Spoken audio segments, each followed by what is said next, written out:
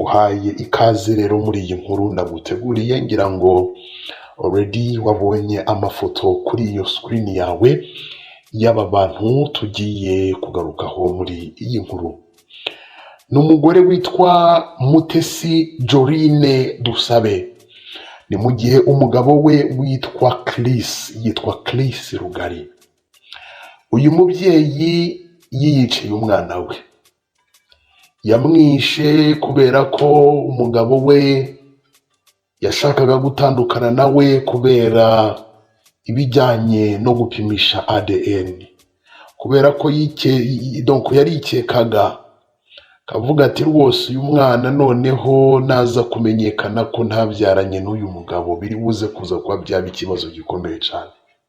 Donc yarikekaga nyine hari ukuntu umukobwa batazi ngo ninde wanteye inda bitewe n'igihe abarimo, ati sati namenya se wanteye inda rinde, ati wenda ni umugabo wanjye cyangwa ni kanaka ari twabyaranye, nyine akabatabiza arashidikanya. But finally ibintu yakoze, uyu mwana yishe basanze ari uw'umugabo we. Birababaje cyane. Bimeze gute iyi myitwarire mibi yaranze uyu mugore kuva agishakana na Chris Rugari? Ese iyi myitwarire bimeze gute, byagenze gute guhera mu mwaka wa 2013? Iyi nkuru yubakitse gute? Iyi nkuru irareflectinga byinshi bibera mu ngo, ngira ngo nk'ukuri urabyumva. None si ibintu bya za DN ni ubwa mbere mu byumvise muri societe tubana nabyo mu ngo, abantu baricana bakagira gute, nyine ikintu bita gucana inyuma kireze mu ngo nyinshi ku rwego hari n'abavuga ngo abana ngo bambere mana ngo nugusenga pe, ngo nugusenga ibintu nk'ibyo ngibyo, wumve ngo isi igeze aha rendemuka. Uyu Mutesi Jorine Dusabe yize mu mujyi wa Kigali, biravugwa ko ari n'umunyarwanda, ariko ni inkuru yabereye hano mu gihugu cya Uganda muri Kampala. Ariko nyine wumve uyu Mutesi Jorine Dusabe biravugwa ko ari umunyarwanda, ari n'abantu biganye nawe mu mujyi wa Kigali. Donc n'umugore w'umunyarwanda washakanye n'umugande. Uyu Chris Rugari umugabo we ni umunyamafaranga, donc akina business mu bihugu bigiye bitandukanye. Akenshi rero abantu usanga bambuka ibihugu, ubu usanga mu by'ukuri nko mu kwezi agera mu rugo wenda nka kangahezi, ugasanga wenda tuvuge niba ari iminsi 30 amara nk'iminsi nk'itanu mu rugo. Abantu bakora ubucuruzi bwambukiranya imipaka, ngira ngo murabizi, akagenda agacuruza imari, hari n'abamara ukwezi bataragera mu rugo. Uyu mugabo yatangaga buri kimwe muri uru rugo, yatangaga buri kimwe. Guhera mu mwaka wa 2013 bari bamaze kubyarana abana bagera kuri 5. Uwa mbere akaba afite imyaka 14. Ngo wavuga uti kuva 2013 ugeze 2025 nta myaka 14 muri kumva ihari. Babyaranye aba bantu batarashakana. Uyu Chris yabanze gutera inda uyu Mutesi Dusabe Jorine, amutera inda, babana nyine umwana mukuru afite imyaka 14. Birumvikana, ibyo bintu birumvikana. Hanyuma ubwo uyu mugabo yari muri business ziwe, yagiye yakira amagambo avuga ngo nyamaze nubwo buri muri business umugore wawe arasambana. Bati rwose bajya banamufata amavideo, bari gusambana, nyine wumve bamubwira ibigambo byinshi bigiye bitandukanye. Bongeraho baravuga ngo ndetse na bamwe mu bana uzi ngo mwabyaranye, abo bana sabawe. Umugabo aravuga ati ibi bintu byashoboka ko wenda ari amagambo, reka ndeke kubyumva nikomereze inshingano zanjye. Uyu Chris umunsi umwe uyu mugabo yaje kwakira call, umuntu aramuhamagara ati Chris Rugari uri mu rugo? Ati urugo rwawe ndashaka kuzaza gutora umwana nkamujyana mu rugo rwanjye, ati kubera ko uwo mwana n'uwanjye. Ati ndabishaka pe. atangira kuvuga ati se, ati umuntu umpamagaye atari ko buriya si ba batekamutwe buriya baba bashaka gutandukanya abantu cyangwa b'abanyamashyari, dore ko kuva igihe uyu Chris atera inda uyu Mutesi rwa rukundo rw'intangarugero, barakundanaga pe, nyine bigera igihe barabana bakora ubukwe, nyine rwa rukundo rw'intangarugero ku rwego nyine barakundanaga by'intangarugero.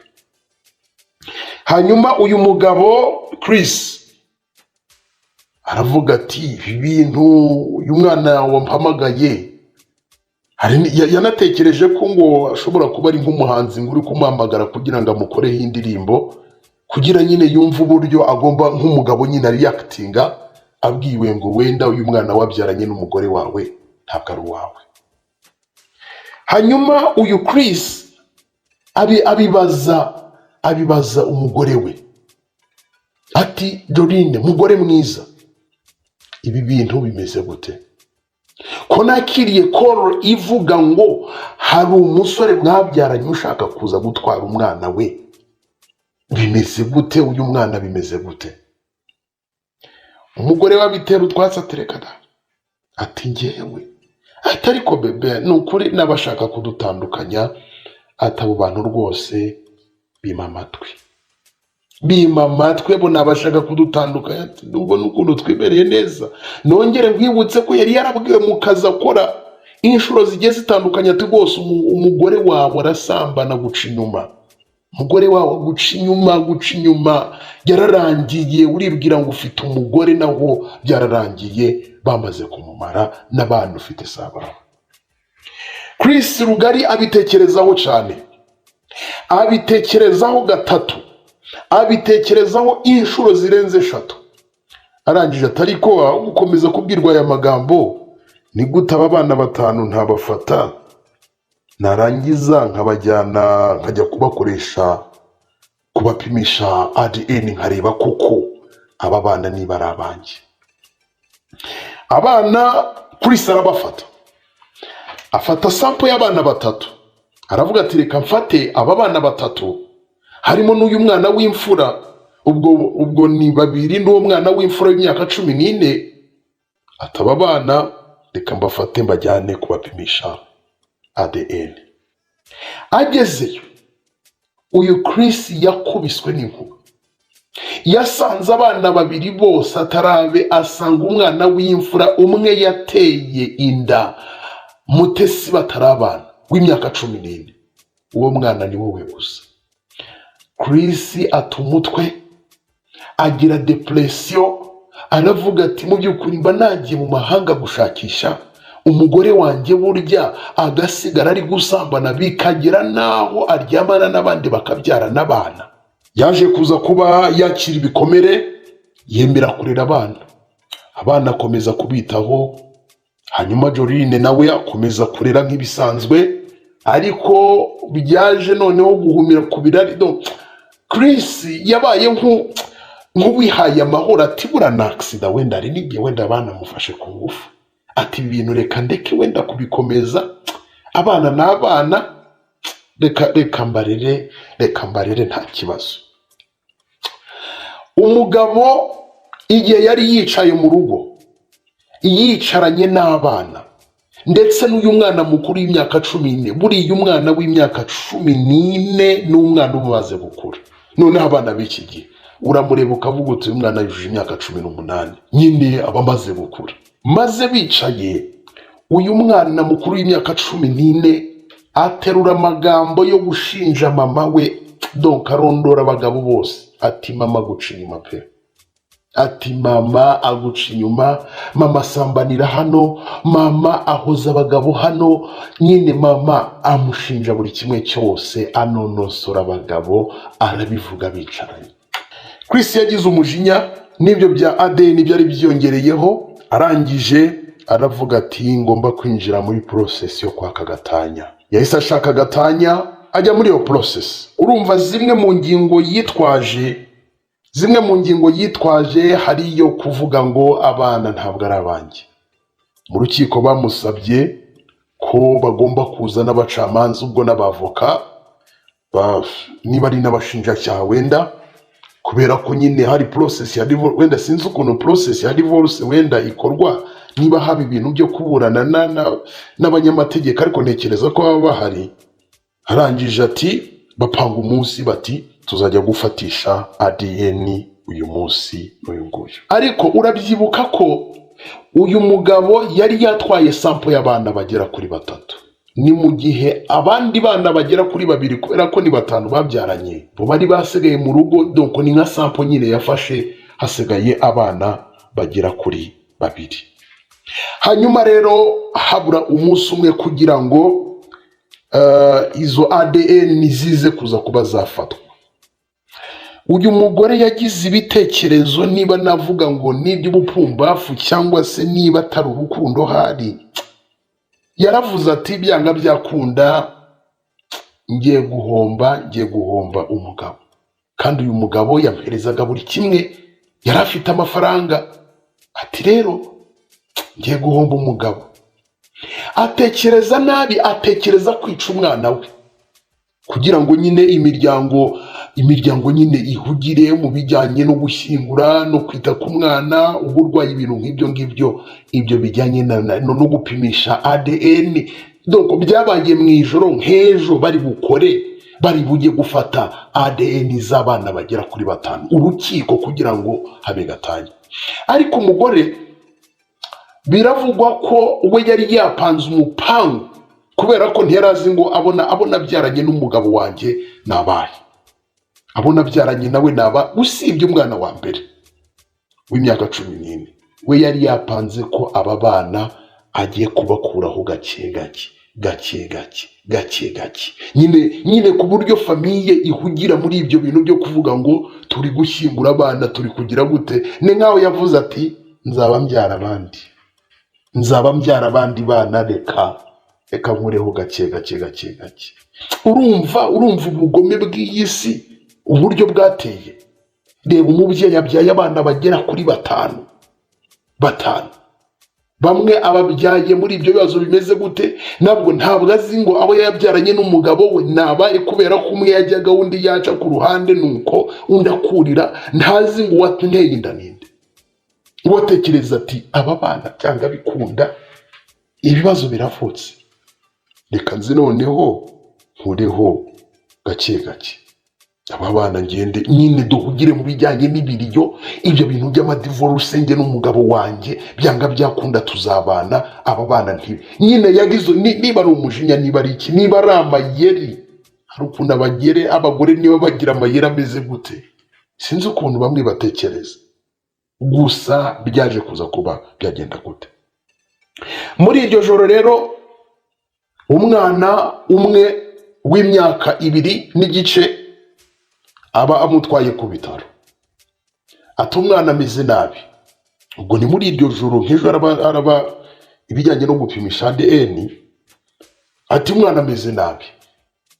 Umwana bamugeza, donc wageze ku bitaro, baramupima, basanga umwana ahubwo ntiyagakwiriye kuba yaza kuri ibyo bitaro, kubera ko we yatanze impamvu ko umwana ahanutse, ngo ahanutse kuko babaga muri etage, ngo ahanutse muri etage kuri floor ya mbere, nyine ngo yaciye mu idirisha arangije aragwa. Umwana baramupima, abaganga barareba, basanga umwana nta kibazo afite, basanga nta bikomere, ntaki. Nyine baravuga bati uyu mwana rero mujyane mu rugo, noneho umugarure mu gitondo kugira ngo uyu mwana bamucishe muri scanner. N'uwo mwana uri urareba kuri iyo screen yawe wapfuye.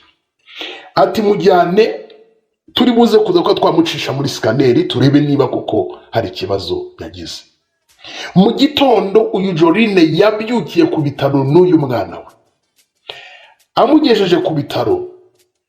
Yamugejeje ku bitaro umwana yarembye. Umwana yari ameze nabi, nawe aravuga ngo umwana wanjye ndi kubona nyine ari kugenda aba nabi, amerewe nabi, murebe ukuntu mwamugenza. Umwana akivuga ayo magambo ageze ku bitaro yahise apfa. N'uwo mwana uri urareba kuri iyo screen yawe. Uyu mwana akimara gupfa, aho kugira ngo uyu mugore wenda atabaze na polisi ati mu by'ukuri yakwiriye kuba investigation kugira ngo hamenyekane icyaba kishe uyu mwana, ese ko apfuye muri ubu buryo bwihuta cyane, bimeze gute. Uyu we yahise kontaktinga imiryango avuga ngo umwana arapfuye, donc ariko anarategura vuba vuba kugira ngo badapima ibyo bijyanye na za ADN, donc ku buryo nyine yahise ategura imihango yo kumushyingura vuba vuba. Abantu babigiraho ikibazo bati se uyu mugore uri kwihuta gutya nta na investigation bagomba gukora, ibi bintu buriya nta kantu kaba karimo. Hanyuma reka investigation rero zitangire. Basanze idirishya uyu mugore yavuze ko uyu mwana ngo yanyuzemo agwa, basanze ngo iryo dirishya rifunzwe permanently, bari bararifunze nyine ku rwego ntabwo byashoboka. Umubiri w'uyu mwana bawukorera isuzuma, basanga uyu mwana yabuze oxygene mu bihaha, bikavugwa ko uyu mugore ngo yabanje kumuniga bitewe nyine n'uwo mujinya, ati bibijyana ubundi ni ibiki bigiye kuntandukanya n'umugabo wanjye, sinzi uwo nabyaranye na Chris, sinzi nyine nawe byumva, sinzi uwo nabyaranye n'umugabo wanjye, si nyine yafashe umwanzuro ko agiye guhera ruhande aniganiga, atangira kuri ubwo nguwo, ku buryo nyine igihe bazaba bari kwaranje nyine guherekeza uyu mwana wabo mutoya. Uyu mwana wabo mutoya bayiraho izina ry'uyu mwana yitwa Nganwa Rugari, urumva harimo izina rya papa wiwe, donc nyine bigenda gutyo nyine kumuniga ku rwego nyine kwaranja uburyo mu by'ukuri ikiriyo umwana nyine araba ari gutegura ati naba ngaba ndabigenza gutya, ku rwego nyine bahugira muri ibyo ngibyo, umugabo wanjye ntidutandukane, ntihabaye divorce, ati n'ubundi sinzi uwo nabyaranye nawe, sinzi uwo byagize gute. Nyine urumva uwo mutima umeze gutya, abantu benshi uyu mugore bari gukomeza kumugarukaho.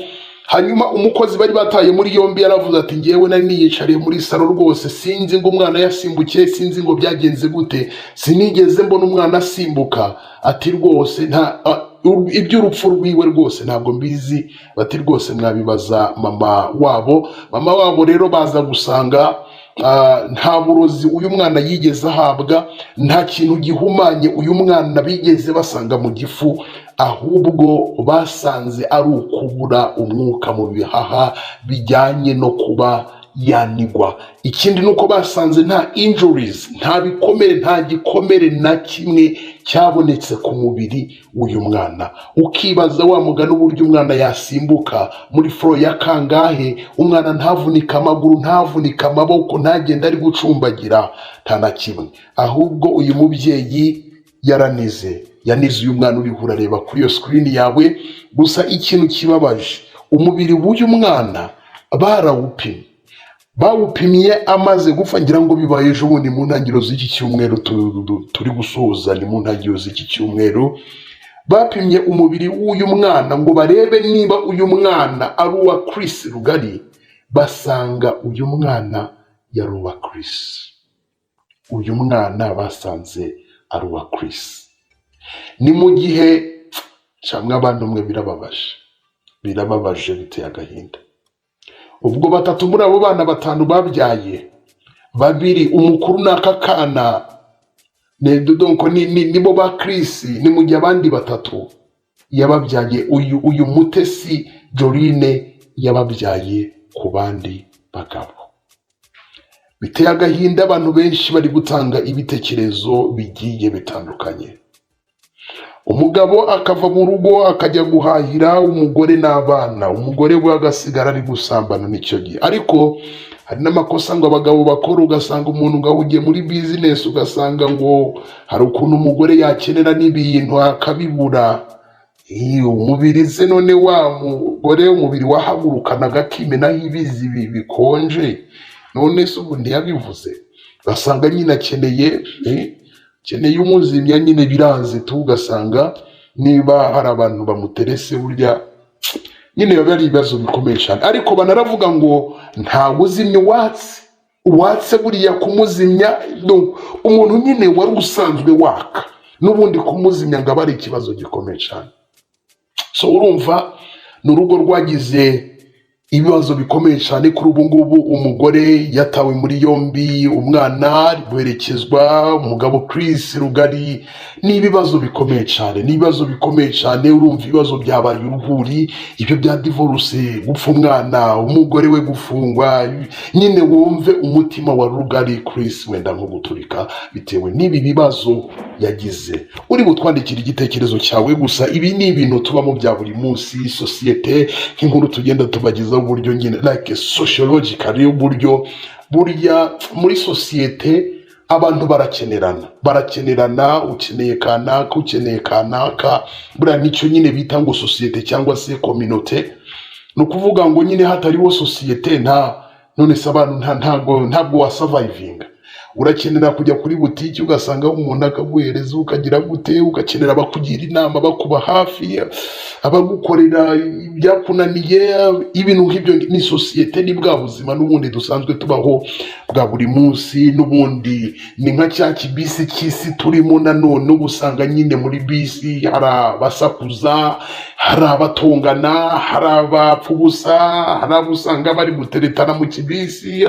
Nyine wumve ni nk'ikibisi twibereyemo, isi ni nk'ikibisi, ni sosiyete. Nizo nkuru tugenda tubagezaho 5 kuri 5. Yakunda kubabwira ngo ibihe 3 by'ingenzi biranga umuntu ni ukuvuka, ikindi ni ugushyingirwa, ikindi hakaba gushyingurwa, gupfa. Ibyo nibyo bihe by'ingenzi biranga ubuzima bw'umuntu. Niyo mpamvu akenshi tuba tubagezaho inkuru nk'izi ngizi zigiye zitandukanye zibera muri iki kibisi cy'isi. Uri butwandikira igitekerezo cyawe, ese mu by'ukuri aya makuru ni iki gitekerezo cyawe watanga kuri iyi nkuru?